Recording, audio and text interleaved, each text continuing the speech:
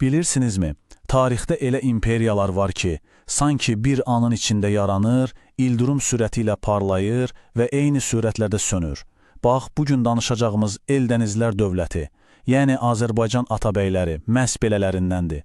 Gəlin onların inanılmaz hekayəsinə baş vuraq. Yaxşı, bəs hər şey necə başladı? Əslində, bütün heykələ bu sualın ətrafında fırlanır. Necə olur ki, bir şahzadənin müəllimi, sadəcə bir tərbiyəçi, birdən-birə bütöv bir imperiyanın banisinə çevrilir?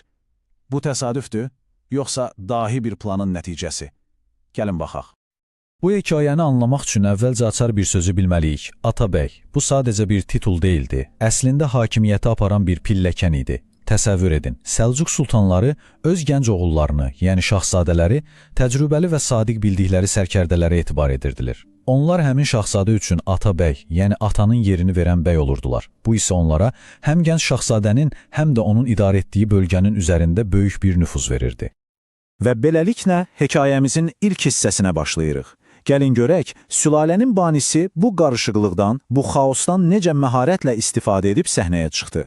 O dövrü bir anlıq gözümüzün önünə gətirək. Bir vaxtlar yaxın şərqi titrədən Böyük Səlcuq imperiyası artıq daxili çəkişmələrdən canını tapşırmaq üzrə idi. Mərkəzi hakimiyyət iflic vəziyyətində idi və hər yerdə bir hakimiyyət boşluğu yaranmışdı. Bu isə Şəmsəddin Eldəniz kimi ağıllı və iddialı insanlar üçün əsl fürsət deməkdir.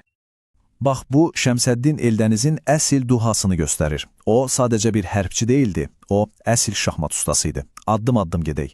Sultan ona Arranı torpaq mülkü kimi verir. O, bu torpaqdan baza kimi istifadə edib yerli qüvvələri birləşdirir. Sonra öz adına pul kəstirməklə mən artıq müstəqiləm mesajını verir. Və ən möhtəşəm gediş, şahmat.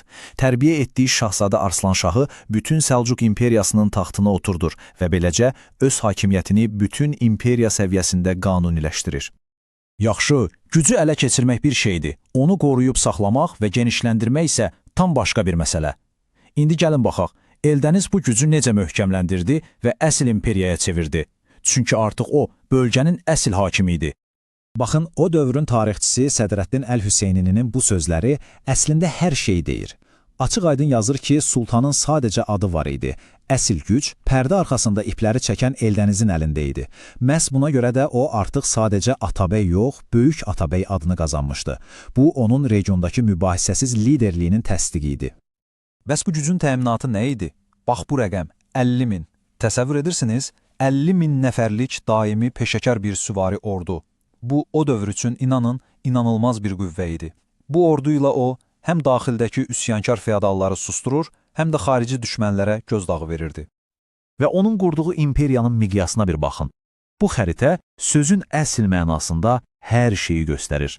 Şimalda Qafqaz dağlarından cənubda Fars körfəzinə qədər uzanan nəhəng bir ərazi.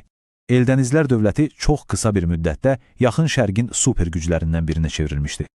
Amma təbii ki, bu yüksəliş asan olmadı. Xüsusilə də şimaldakı güclü Gürcüstan krallığı ilə rəqabət çox sərt idi. Və bu rəqabətin ən yadda qalan epizodlarından biri də məhz Gəncənin talan edilməsidir. Gürcülər şəhərdə baş verən dəhşətli zəlzələdən istifadə edib şəhərə girir və məşhur Gəncə qapılarını bir qənimət kimi söküb aparırlar. Bu hadisə o dövrün gərginliyini çox aydın göstərir. İndi isə gəlin sülalənin qızıl dövrünə, imperiyanı zirvənin də zirvəsinə daşıyan növbəti nəsil hökmdarlara nəzər salaq. Bu zaman xətti əslində dövlətin strateji düşüncəsinin təkamülünü göstərir. Qurucu Eldəniz Naxçıvan paytaxtı seçir. Oğlu Məhəmməd Cahan Pəhləvan paytaxtı Həmədana köçürməklə imperiyanın mərkəzini daha çox İran və İraq torpaqlarına yaxınlaşdırır. Qardaşı Qızıl Arslan isə Təbrizi önünə çəkir, Azərbaycanı dövlətin ürəyinə çevirir. Yəni paytaxtların yer dəyişməsi təsadüfi deyildi, siyasi prioritetlərin dəyişməsindən xəbər verirdi. Və budur, kulminasiya anı. 1191-ci il Qızıl Arslan artıq Atabəy maskası altında gizlənməyə son qoyur. O, sonuncu Səlcuq sultanını darmadağan edir və xəlifənin razılığı ilə özünü rəsmən sultan elan edir. Bu, artıq bir bəyanat idi. Eldənizlər tərbiyəçi deyil, imperiyanın özüdür. Amma bilirsiniz, tarixdə zirvəyə nə qədər sürətlə qalxırsansa, enişin də bir o qədər sürətli və amansız ola bilir. Hekayəmizdə indi süquta doğru kəskin bir dönüş başlayır. Bəs niyə? Niyə belə oldu? Bax, bu müqayisə əslində bütün suallara cavab verir. Bir tərəfdə dövləti sıfırdan quran, ordunu gücləndirən, sərhədləri genişləndirən atalar nəsli var. Digər tərəfdə isə taxtaç davaları ilə başı qarışan, ordunu unudan, sərhədləri müdafiəsiz qoyan varislər. Təməl möhkəm idi, amma varislər bu təməli içərdən gəmirməyə başladılar. Və beləcə hekayənin son pərdəsinə gəlib çıxırıq. Təməli laxlamış bir binanın uçması üçün, bilirsiniz, kiçik bir təkan bəs edir. Əsas problem məhz bu idi. Hələ heç bir böyük xarici qüvvə gəlməmişdi, amma imperiya artıq içərdən çökürdü. Daxili çəkişmələr dövlətin sanki immunitet sistemini tamamilə məhv etmişdi.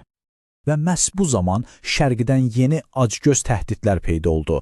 Xarəzmşahlar, ilk Monqol yürüşləri, onlar zəifləmiş Eldənizlər dövlətini asan bir şikar kimi gördülər.